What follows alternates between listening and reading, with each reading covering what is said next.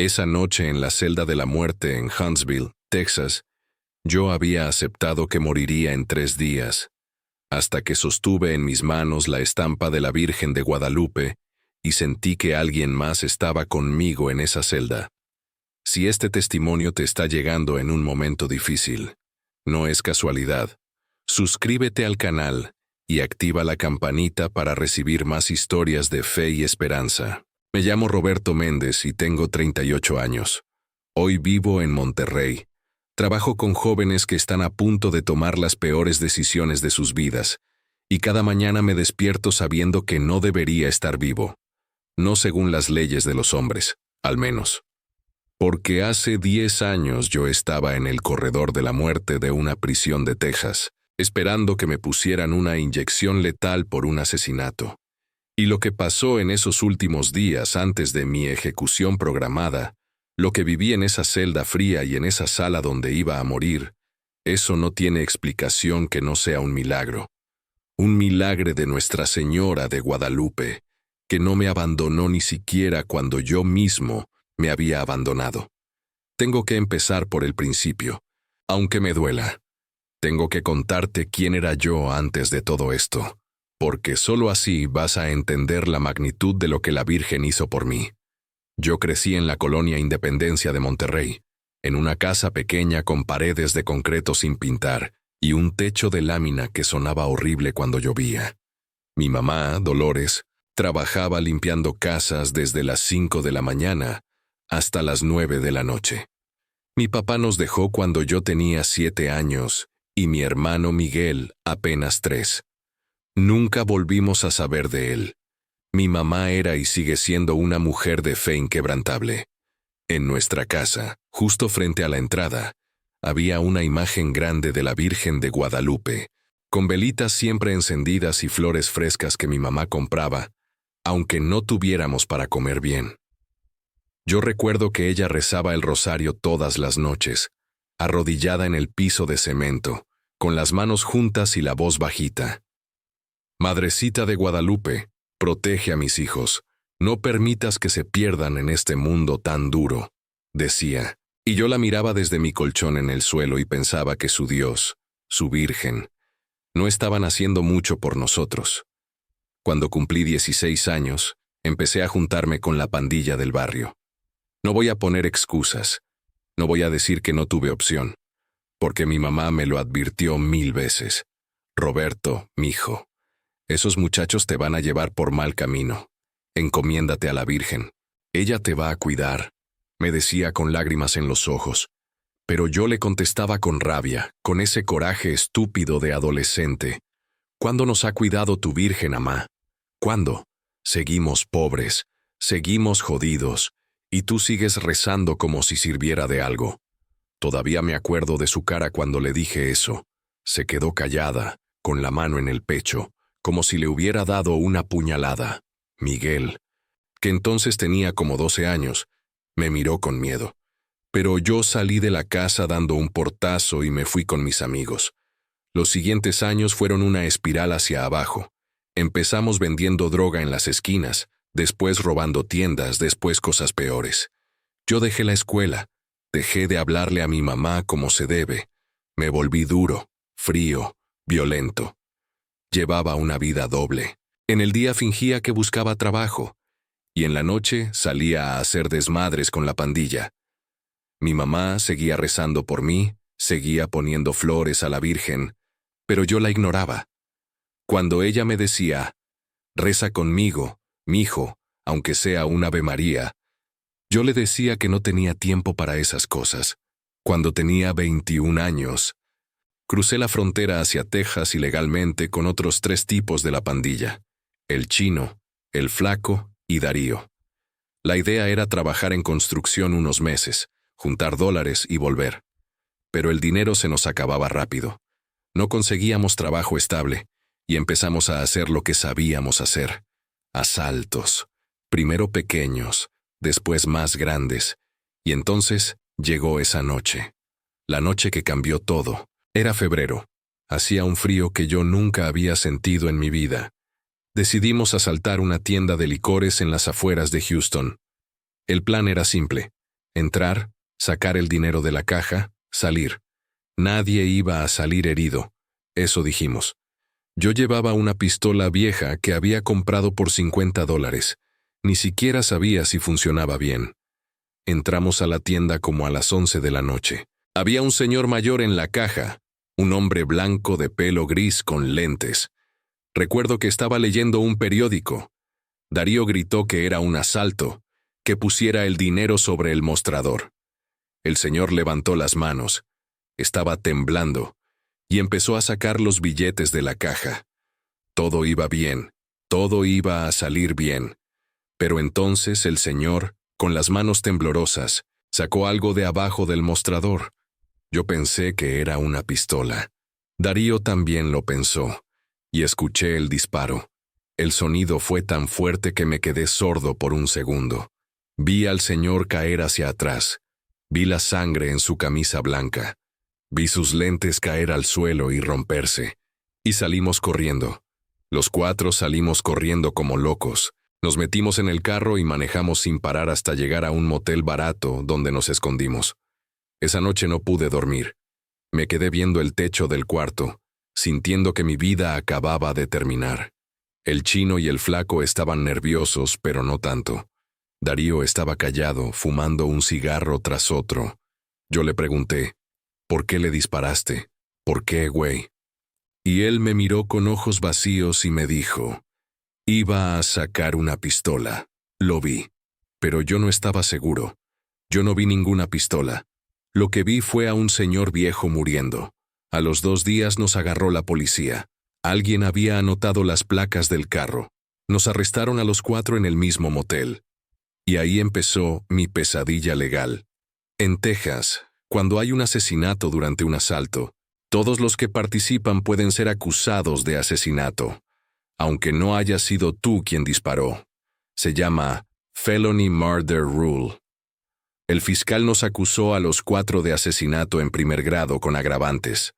Todos éramos igualmente culpables, según la ley. El juicio fue una tortura. Mi mamá viajó desde Monterrey, vendió todo lo que tenía para pagarle a un abogado que no sirvió de nada. Ella se sentaba en la corte todos los días, con su rebozo negro, con su rosario en las manos, llorando en silencio. Miguel vino una sola vez. Me miró desde las bancas con una cara de asco y decepción que nunca voy a olvidar. Y después, nunca más volvió. No lo culpo. Yo había destruido a mi familia. El jurado me encontró culpable. A los 4, nos encontraron culpables. Y el juez nos sentenció a muerte por inyección letal. Cuando escuché esas palabras, Death by Lethal Injection, sentí que todo se oscurecía. Mi mamá gritó, «No, Dios mío, no», y se desmayó en la corte. Tuvieron que sacarla. Y yo me quedé ahí, esposado, viendo cómo me llevaban de regreso a la celda, sabiendo que iba a morir. Me mandaron al corredor de la muerte de la prisión de Huntsville. Es un lugar horrible, un lugar donde el tiempo no existe. Estás en una celda de 2 metros por 3, 23 horas al día. 1 hora te sacan a un patio pequeño, solo, rodeado de rejas y alambre. No ves el cielo completo, solo un pedazo gris. Los otros prisioneros están en celdas iguales, y a veces los escuchas gritar en la noche, o llorar, o rezar. Muchos rezan. Yo no rezaba. Los primeros años ahí adentro fueron de puro coraje. Coraje contra el sistema, contra Darío, que había disparado pero que estaba en la misma situación que yo, contra mi abogado, contra Dios, sobre todo contra Dios. Yo le gritaba mentalmente, ¿dónde estás? ¿Por qué permitiste esto? ¿Por qué no me detuviste antes? Pero no había respuestas, solo el silencio de esa celda. Mi mamá me escribía cartas todas las semanas, cartas largas, escritas con su letra temblona, llenas de versículos de la Biblia y promesas de que ella seguía rezando por mí. Mijo, la Virgen de Guadalupe no te ha olvidado. Ella está contigo aunque tú no lo sientas. Yo le rezo todos los días para que te proteja, para que abras tu corazón. Yo leía esas cartas y las guardaba, pero no le contestaba mucho. ¿Qué le iba a decir? que su hijo era un asesino que iba a morir en unos años. Pasaron 5 años. 5 años de apelaciones que fueron rechazadas una tras otra. El chino fue ejecutado primero. Después el flaco. Yo vi desde mi celda cómo se los llevaban, cómo caminaban hacia esa sala, y sabía que yo venía después. Darío y yo quedamos, y ya no nos hablábamos. Él se había vuelto loco. Gritaba en las noches que él no había matado a nadie, que la pistola se había disparado sola. Pero yo sabía la verdad, y él también. Y entonces me llegó la fecha. Me notificaron que mi ejecución estaba programada para el 14 de marzo a las 6 de la tarde. 30 días de aviso. Un mes para prepararme para morir. Tenía 28 años. En esos últimos días, algo cambió en mí. El coraje se fue convirtiendo en miedo, y el miedo en desesperación. Empecé a pensar en mi mamá, en Miguel, en el señor que había muerto, en su familia. Empecé a tener pesadillas donde veía su cara, donde escuchaba el disparo una y otra vez. Me despertaba sudando, temblando, con ganas de gritar. Y por primera vez en años sentí ganas de rezar, pero no sabía cómo. Había olvidado las oraciones. Una semana antes de la ejecución, vino a verme el capellán de la prisión, el padre Tomás González, un sacerdote mexicano de Guadalajara que trabajaba con los prisioneros.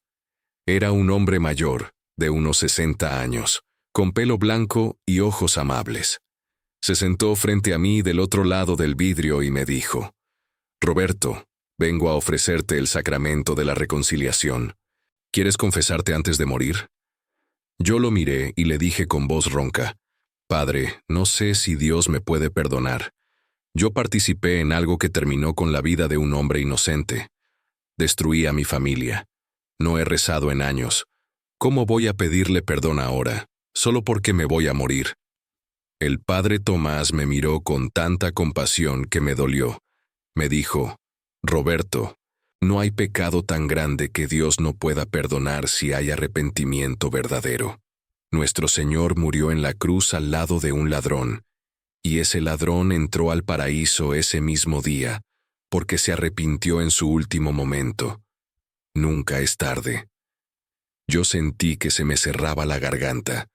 Le pregunté: «¿Y cómo sé que mi arrepentimiento es verdadero? ¿Cómo sé que no es solo miedo a morir?». El padre me contestó: «El miedo puede ser el inicio de la sabiduría, mijo. No menosprecies tu miedo. Pero dime, ¿sientes dolor por lo que pasó? ¿Te duele haber causado tanto sufrimiento?». Y ahí, en ese momento, se me salieron las lágrimas. Lágrimas que había guardado durante años. Le dije: «Sí, padre, me duele todos los días. Pienso en ese señor, en su familia, en mi mamá llorando, en mi hermano que me odia. Me duele todo». El padre Tomás asintió: «Eso es arrepentimiento, Roberto. Eso es el inicio de tu conversión. Ahora déjame ayudarte a entregárselo todo a Dios». Me confesé con él esa tarde. Le conté todo desde el principio llorando como niño.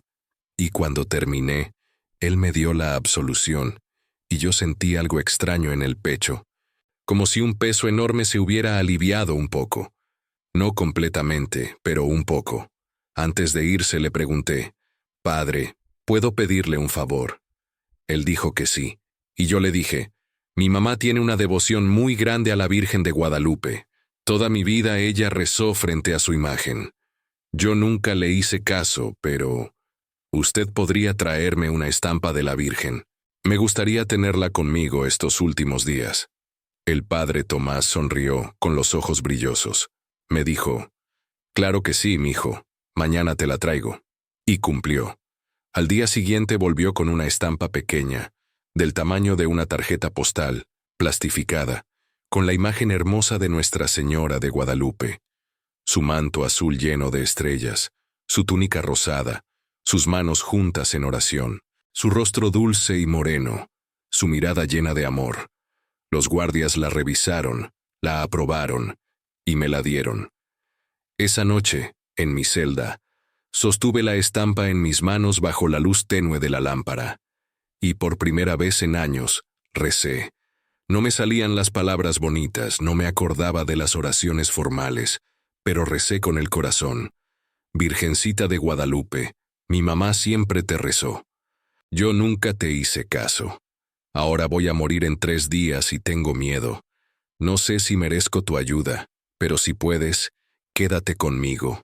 No me dejes morir solo. Y cuida a mi mamá, por favor. Ella no merece este dolor. Puse la estampa debajo de mi almohada y traté de dormir. Esa noche tuve sueños raros, pero no pesadillas. Soñé con mi casa en Monterrey, con las flores frescas frente a la imagen de la Virgen, con la voz de mi mamá rezando el rosario. 2 días antes de la ejecución, mi mamá vino a verme por última vez. Llegó con el padre Tomás. Cuando la vi entrar a la sala de visitas, me quebré. Ella estaba más delgada, más vieja, con el pelo completamente blanco. Llevaba su rebozo y su rosario. Se sentó frente al vidrio, puso su mano contra el cristal, y yo puse la mía del otro lado. No podíamos tocarnos, pero estábamos lo más cerca posible. «Mijo», me dijo llorando, «perdóname por no haberte protegido mejor. Perdóname por no haber estado más contigo cuando eras niño». Yo negué con la cabeza, con lágrimas cayéndome. «No, amá, usted no tiene que pedir perdón. Yo soy el que lo arruinó todo. Usted hizo todo lo que pudo. Usted me amó, me crió bien, me enseñó lo correcto. Yo fui el que escogió mal. Perdóneme usted a mí». Ella sollozaba. «Ya te perdoné, mi hijo. Desde el primer día ya te había perdonado. Y la Virgen también te perdonó. Ella está contigo, Roberto. Yo lo sé, yo se lo he pedido tanto que sé que ella te está cuidando». Le mostré la estampa que el padre Tomás me había dado. «La tengo conmigo, amá. Y he estado rezando. No sé si lo estoy haciendo bien, pero lo intento». Mi mamá sonrió entre las lágrimas. «Así está bien, mijo. La Virgen no necesita palabras bonitas. Ella solo necesita tu corazón.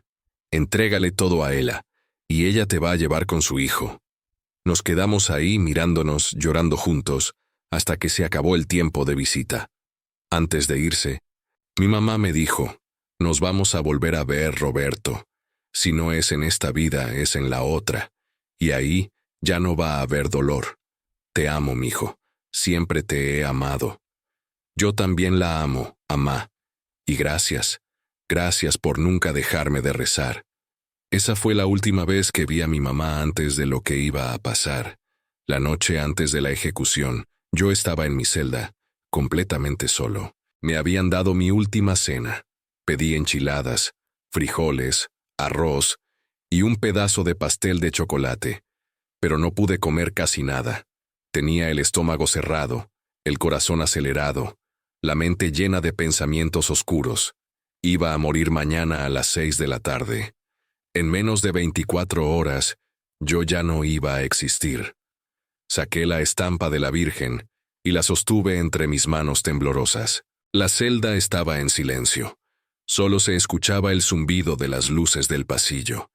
Y empecé a hablarle a la Virgen en voz baja, como si ella estuviera ahí conmigo.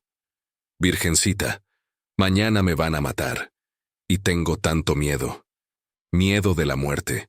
Miedo del juicio de Dios, miedo de lo que viene después. No sé si merezco el cielo. Probablemente no. Pero mi mamá dice que tú estás conmigo, que tú me cuidas. Necesito creerle.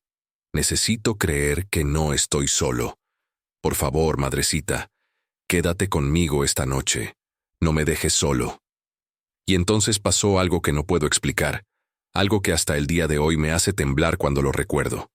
La celda se llenó de una presencia. No vi nada físicamente, no apareció ninguna figura flotando, pero sentí con cada fibra de mi ser que alguien había entrado a esa celda conmigo. Una presencia femenina, maternal, llena de amor y paz. El aire cambió, se volvió más ligero, más cálido, y yo sentí una paz que no había sentido desde que era niño. Desde antes de que mi vida se descarrilara. Cerré los ojos apretando la estampa contra mi pecho, y escuché una voz, no con los oídos, sino en el corazón, en lo más profundo de mi alma.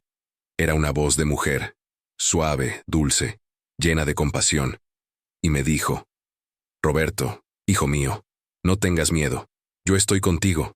Siempre he estado contigo, incluso cuando tú no me veías. Nunca estás solo. Mi hijo te ama y yo te amo. Tú eres mi hijo, y ningún hijo mío está más allá de mi misericordia. Yo abrí los ojos, buscándola, pero no vi a nadie. Solo la celda vacía, las paredes grises, los barrotes, pero la presencia seguía ahí, envolviéndome como un abrazo invisible, y las lágrimas me caían sin parar, pero ya no eran lágrimas de miedo, sino de alivio, de gratitud, de amor.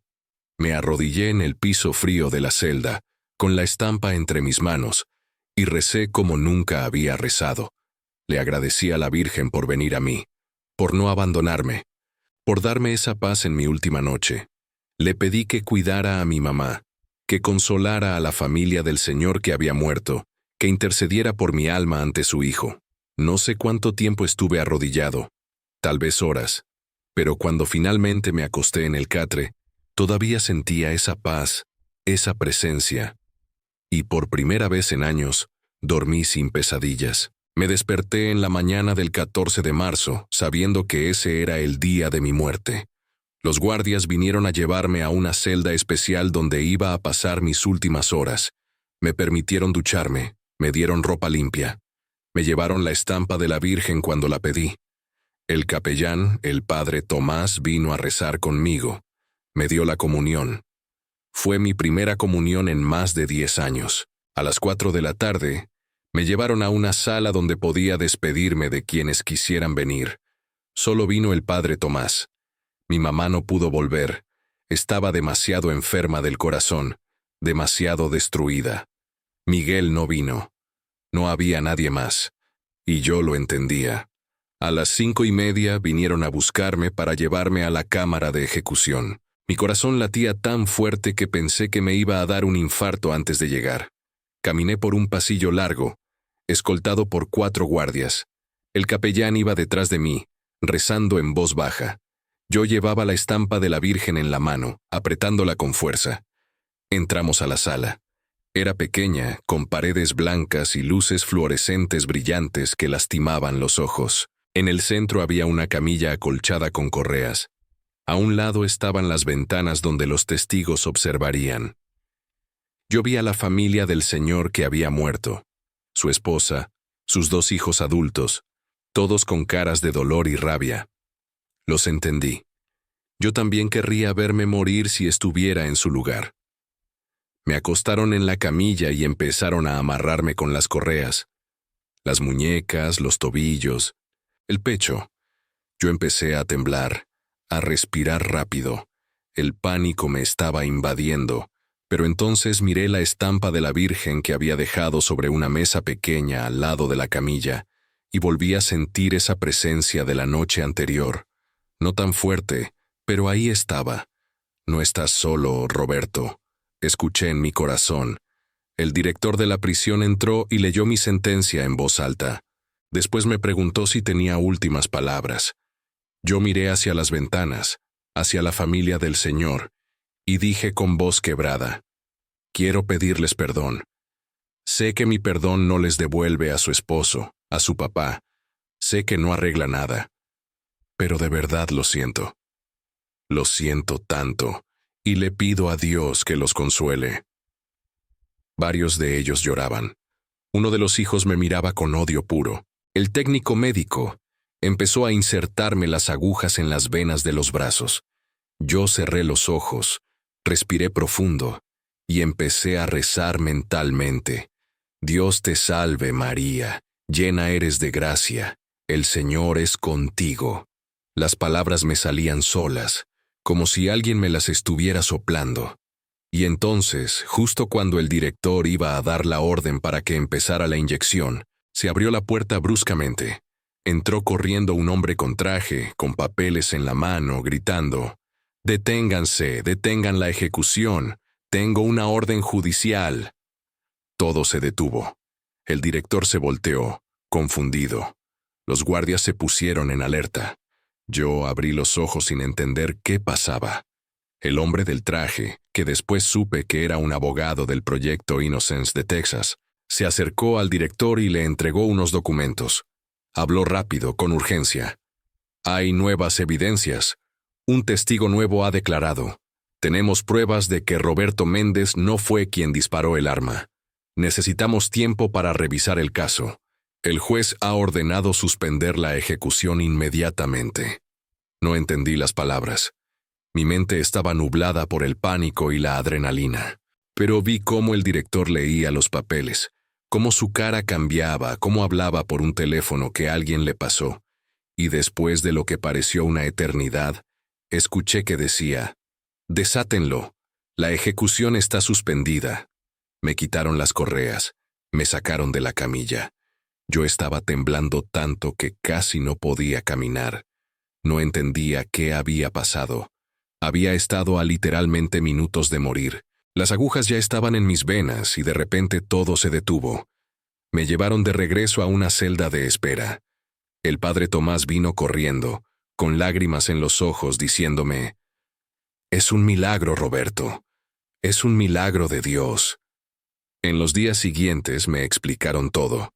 Darío, que todavía estaba en el corredor de la muerte esperando su ejecución, había confesado finalmente la verdad completa.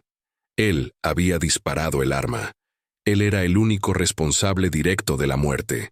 Y por remordimiento, por miedo de su propio juicio divino, había dado una declaración detallada exonerándome a mí. Además, un investigador privado había encontrado a un testigo que estaba en la tienda esa noche, escondido en un pasillo, y ese testigo confirmó que yo no había disparado, que había sido Darío. Con estas nuevas evidencias, mi caso fue revisado. Mi sentencia de muerte fue anulada. Me dieron una nueva condena. 30 años de prisión por robo a mano armada y complicidad, pero ya no por asesinato capital. Con buena conducta podría salir en 15 años. Yo no podía creer lo que estaba pasando. Había estado muerto, legalmente muerto, y de repente estaba vivo otra vez, con la posibilidad de un futuro. Y yo sabía en lo más profundo de mi alma, que esto no era solo suerte o coincidencia. Esto era la Virgen de Guadalupe. Esto era la respuesta a las oraciones de mi mamá, a mis propias oraciones torpes de esa última noche. La Virgen me había sostenido, me había protegido, incluso cuando yo no lo merecía. Los años en prisión después de eso fueron completamente diferentes. Yo me entregué de lleno a la fe, asistía a misa todos los domingos que podía, ayudaba al capellán con los grupos de oración, estudiaba la Biblia, rezaba el rosario todos los días con la estampa de la Virgen que me habían dejado conservar. Me convertí en otra persona. No perfecta, no santa, pero diferente. Transformada. Mi mamá se recuperó poco a poco cuando supo que yo no iba a morir. Empezó a visitarme otra vez, ahora con más esperanza, trayéndome cartas, fotos, libros espirituales. Y lo más increíble, Miguel vino a verme 2 años después. Se sentó frente a mí, llorando, y me dijo: «Roberto, cuando supe que te habían salvado en el último momento, supe que Dios tenía un plan contigo. Y yo necesito pedirte perdón por haberte abandonado». Nos reconciliamos. Fue un proceso lento, difícil, doloroso, pero nos reconciliamos. Hoy Miguel es mi mejor amigo. Cumplí 14 años en prisión. Me porté bien, trabajé en la biblioteca, ayudé a otros prisioneros a leer y escribir. Compartí mi testimonio con cualquiera que quisiera escucharlo. Cuando me dieron libertad condicional hace 4 años, salí de esa prisión como un hombre completamente nuevo. Regresé a Monterrey. Empecé a trabajar con una organización que ayuda a jóvenes en riesgo, jóvenes como yo había sido, que están al borde de tomar decisiones que pueden destruir sus vidas. Les cuento mi historia, les digo. Yo estuve en el corredor de la muerte. Yo iba a morir por inyección letal, y la Virgen de Guadalupe me salvó. No porque yo lo mereciera, sino porque ella ama a todos sus hijos, incluso a los peores. Algunos me escuchan, algunos se burlan, pero algunos cambian, y eso hace que todo valga la pena. Cada 14 de marzo, el aniversario del día que no morí, voy a la Basílica de Guadalupe aquí en Monterrey. Me arrodillo frente a la imagen de la Virgen. Sostengo esa misma estampa gastada que el Padre Tomás me dio, y le agradezco con todo mi corazón por haberme salvado. Le doy gracias por las oraciones de mi mamá, por no abandonarme nunca, por mostrarme que la misericordia de Dios no tiene límites. Hay gente que me dice, fue solo suerte, fue coincidencia que aparecieran esas pruebas justo a tiempo. Y yo les digo, puede ser, pero yo estaba en esa celda la noche antes de morir y sentí a la Virgen conmigo. Escuché su voz en mi corazón, y al día siguiente, cuando las agujas ya estaban en mis venas, la puerta se abrió y me salvaron. Llámalo como quieras, pero yo sé lo que es un milagro. Madrecita de Guadalupe, gracias por no haberme dejado morir sin tu consuelo. Gracias por haber estado en esa celda fría conmigo, por haberme dado paz cuando solo había terror, por haber intercedido ante tu Hijo por un pecador como yo. Gracias por las oraciones de mi mamá, que nunca dejó de creer en ti, que nunca dejó de pedir por mí aunque yo la había decepcionado tanto. Gracias por mi vida, por esta segunda oportunidad, por poder ahora servir a otros jóvenes y compartir tu amor y tu misericordia. Te pido, Virgencita, que cuides a todos los que están viendo este video. Si alguien está en una situación desesperada, si alguien siente que ya no hay salida, si alguien cree que sus pecados son demasiado grandes, por favor muéstrales que nunca es tarde, que tu amor no tiene límites, que tu misericordia es infinita. Protégelos, consuélalos, guíalos de regreso a tu Hijo. Amén. Si este testimonio tocó tu corazón, si alguna vez has sentido la presencia de la Virgen de Guadalupe en tu vida, compártelo en los comentarios, cuéntanos tu historia. Y si conoces a alguien que necesita esperanza, que está pasando por un momento oscuro, comparte este video con esa persona. A veces un testimonio puede cambiar una vida. Suscríbete a nuestro canal para seguir escuchando historias de fe, de milagros, de la intercesión amorosa de Nuestra Señora de Guadalupe. No estás solo. Ella está contigo. Siempre.